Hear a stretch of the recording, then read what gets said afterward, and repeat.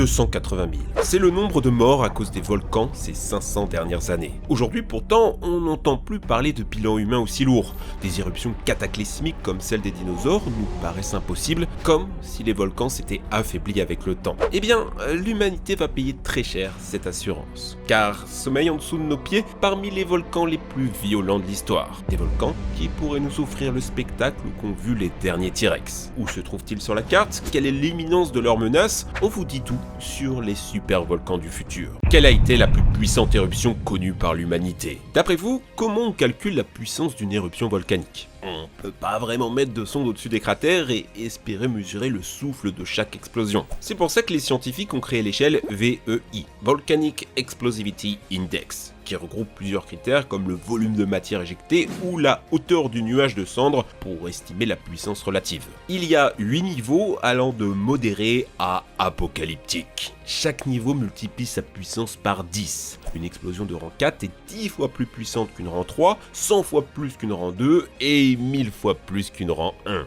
Vous comprenez la logique. Vous voyez Pompéi, cette ville mythique rasée par les cendres, des dizaines de milliers de morts. C'est juste un niveau 5. Le mont Pelée, en Martinique, considéré comme l'éruption la plus meurtrière du XXe siècle, eh bien, ce n'était qu'un niveau 4. Est-ce que l'humanité a déjà connu une éruption au stade VEI ultime? Pour y répondre, faut que je vous parle de 2 supervolcans. Et on commence par l'éruption du Krakatoa. On est sur une île en Indonésie le 26 août 1883. Il y a du boucan dehors, plein de grosses explosions pendant plus de 5 heures. Il faisait jour, maintenant il fait nuit. Un immense nuage de cendres bloque le soleil. Bon, c'est le volcan au loin qui fait des siennes, mais nous, là, on est tranquillou à la maison, à plusieurs kilomètres de là. Vous vous endormez l'esprit tranquille, pensant que le pire est passé, grave erreur. Car le lendemain aux alentours de 10 heures, vous entendrez sûrement pour la dernière fois. Le volcan pétard de 200 mégatonnes. Niveau puissance, c'est 10 000 fois supérieur à la bombe d'Hiroshima, et son onde de choc a fait 4 fois le tour de la Terre. Le bruit était si fort qu'il a été entendu par plus d'1/12 de la planète. Le truc le plus fou, c'est que ce bruit a été enregistré. L'un des plus vieux enregistrements audio de l'humanité et l'un des bruits les plus forts jamais produits. Sur votre petite île donc, vous avez les tympans percés, mais vous êtes en vie. Ouais, pas pour longtemps, car bientôt déferlera sur vous les tsunamis de 40 mètres de haut qui vont engloutir toutes les régions côtières du pays. Résultat, 36 417 morts et des îles rayées de la carte. Vous pensez sûrement que je viens de vous raconter l'histoire d'un volcan extrêmement puissant? Toujours pas. Sur l'échelle de VEI, ce monstre n'était qu'au niveau 6. Plus récemment, un niveau 6 a explosé, pas très loin d'ailleurs, aux Philippines, avec le Pinatubo en 1991. Des images terrifiantes, et pourtant, il était bien moins puissant que le Krakatoa. Alors, passons au niveau supérieur, au niveau 7. Pour ça, il faut revenir en Indonésie, en 1815, avec la plus puissante explosion de l'histoire. L'éruption du mont Tambora, c'est l'éruption la plus dévastatrice qui soit. Sur tous les humains tués par un volcan, un tiers le sont à cause du mont Tambora. 88 000 morts. Toute vie sur l'île a été entièrement rayée de la carte. Mais le plus grand danger ici, ça a été les 400 millions de tonnes de fumée qui ont été projetées jusqu'à la mésosphère, soit bien plus haut que ne volent les avions. Des particules qui vont ensuite rester en suspension dans l'atmosphère pendant des mois, voire des années. Conséquence, la chimie du ciel change, les pluies deviennent acides, les rayons du soleil sont bloqués et l'agriculture mondiale est ravagée. La température mondiale a chuté de 3 degrés cette année-là, un véritable hiver volcanique. Ça a marqué jusque dans les tableaux. Dans cette peinture de William Turner, ce ciel coloré d'orange, de rouge et de pourpre, c'est pas un effet de style, c'est le ciel après Tambora, de l'Indonésie jusqu'en Europe.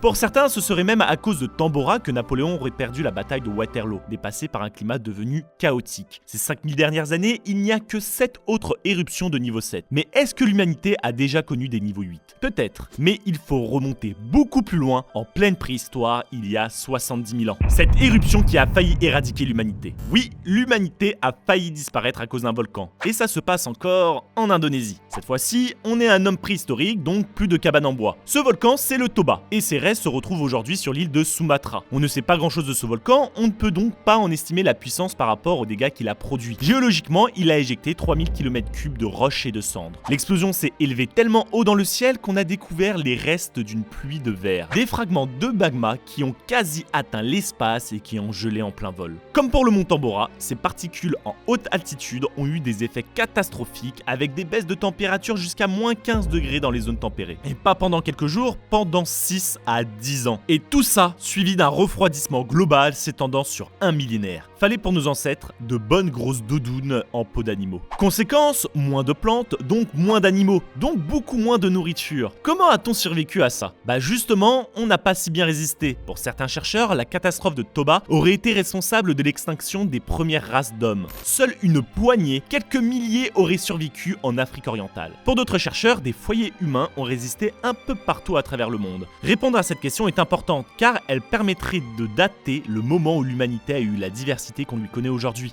Quelle a été la plus puissante éruption jamais connue sur Terre? Pendant longtemps, on ne savait pas comment s'était terminé le règne des dinosaures. Plusieurs théories s'affrontaient, la thèse de l'astéroïde et la thèse du volcanisme. Aujourd'hui, tout le monde est d'accord pour dire que les deux ont eu lieu en même temps. L'impact de l'astéroïde tombé au Mexique aurait induit une énorme onde sismique, fragilisant la croûte terrestre à l'antipode de l'impact. Se réveilla alors les trappes de Décan. Aujourd'hui, on trouve les vestiges de ces volcans en Inde. Mais ça, c'est à cause du mouvement des plaques continentales. En réalité, le point chaud qui a ravagé les dinosaures se trouve aujourd'hui sous l'île de la Réunion, en France. Vous vous en doutez, les trappes de Décan n'ont pas été les seuls hypervolcans de cette époque. L'éruption de la Garita, il y a environ 26 millions d'années, est considérée comme la plus puissante éruption que la Terre n'ait jamais connue. Pour vous donner un ordre d'idée, c'est équivalent à 12 500 000 bombes nucléaires. Si on veut des volcans encore plus monstrueux, il faut changer de planète. Le mont Olympe sur Mars, par exemple, s'élève à plus de 22 000 mètres, 4 fois la hauteur de l'Everest. Sur la lune Io de Jupiter, les éruptions sont si violentes qu'on les voit depuis l'espace. Ça, c'est un volcan normal, ça, c'est Tambora, ça, c'est Garita, et ça, c'est les volcans d'Io. Les volcans sont-ils encore dangereux aujourd'hui? En un mot, oui. 600 millions de personnes vivent sous la menace d'un volcan actif. 10% de la population. Même en Europe, en Islande ou en Italie, les volcans tuent encore. Regardez ces touristes fuyant l'éruption de Stromboli. En moyenne, à l'échelle de la Terre, il y a 80 éruptions chaque année. Heureusement, 97% d'entre elles sont en dessous du niveau 5. On estime néanmoins qu'un volcan de niveau 7 explose tous les 500 ans et un niveau 8 tous les 50 000 ans. En 1983, une petite fissure dans un champ de maïs au Mexique va se transformer en quelques jours seulement en un volcan de 130 mètres de hauteur, crachant fumée et magma pendant 9 ans. La prochaine fois que tu vois une fissure dans ton jardin, rappelle-toi de ce volcan, on ne sait jamais. Heureusement, la plupart des volcans qui naissent et qui explosent ne présentent aucun danger pour nous, pour la simple et bonne raison qu'ils sont sous la mer. 1,5 million, c'est le nombre de volcans sous-marins, 1000 fois plus de volcans sous la mer que sur Terre. Et ils sont plutôt chill. Un bateau qui passerait au-dessus d'un supervolcan sous-marin ne verrait qu'une eau de mer ressemblant à un jacuzzi, des poissons morts sur 5 km et enfin une odeur de soufre infâme. Tout ce qu'on peut souhaiter à l'humanité, c'est que le prochain volcan de niveau 8 qui explosera se passera sous l'eau. Malheureusement, ça ne sera pas le cas. La plus grande menace pour l'humanité se trouve bien sur Terre. Yellowstone, le volcan qui détruira l'Occident. Cet Américain, qui visite tranquillement les sources d'eau chaude, ne se doute de rien. Il est pourtant à quelques dizaines de kilomètres au-dessus de la plus grande chambre magmatique du monde. 45 km de large et 85 de longueur, rien que ça. La chaleur dans cette chambre s'accumule. Il y a bien quelques geysers qui font le plaisir des touristes, mais ça ne suffit pas pour tout évacuer. Combien de temps les roches de Yellowstone vont-elles supporter la pression et la température exercées par le magma? Ce qui inquiète le plus avec Yellowstone, c'est que les volcans ont des cycles éruptifs, c'est-à-dire qu'ils explosent plus ou moins sur les mêmes intervalles de temps. Pour les éruptions de niveau 8 du Yellowstone, c'est environ tous les 600 000 ans. Et la dernière a eu lieu il y a 640 000 ans. Pas du tout rassurant. Voilà pourquoi la NASA étudie des solutions pour refroidir le volcan afin de réduire le risque. Une de leurs idées serait par exemple de creuser un tunnel et d'y introduire de l'eau sous haute pression qui, chauffée par le volcan, remonte sous forme de vapeur utilisable pour produire de l'énergie et engranger des profits. On est aux États-Unis, je vous rappelle.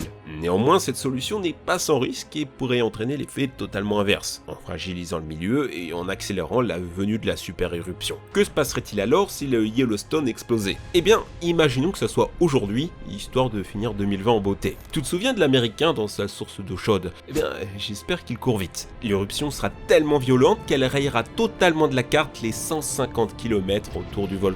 Avec des nuées ardentes de 500 degrés lancées à plus de 400 km/h, rien ne survivra. Yao Ming, Montana, Idaho, déjà plusieurs millions d'habitants, tous grilla à point. Un énorme nuage de cendres surgira des entrailles de la Terre. Il recouvrira sous plusieurs centimètres de cendres la quasi-totalité des USA. 2/3 des États-Unis seraient rendus inhabitables dû à la toxicité des gaz. On parle de 100 millions d'Américains dont la vie serait détruite. Et comme si c'était pas assez, les cendres dans l'atmosphère vont se disperser aux 4 coins du monde, provoquant un hiver volcanique au moins aussi long que celui de Toba. L'être humain sera-t-il alors capable de survivre dans ces conditions? Probablement, mais les conséquences sur l'économie mondiale seront massives. Famine, immigration, épidémie, et j'en passe. Les livres d'histoire retiendront comment l'hégémonie américaine est tombée pour toujours.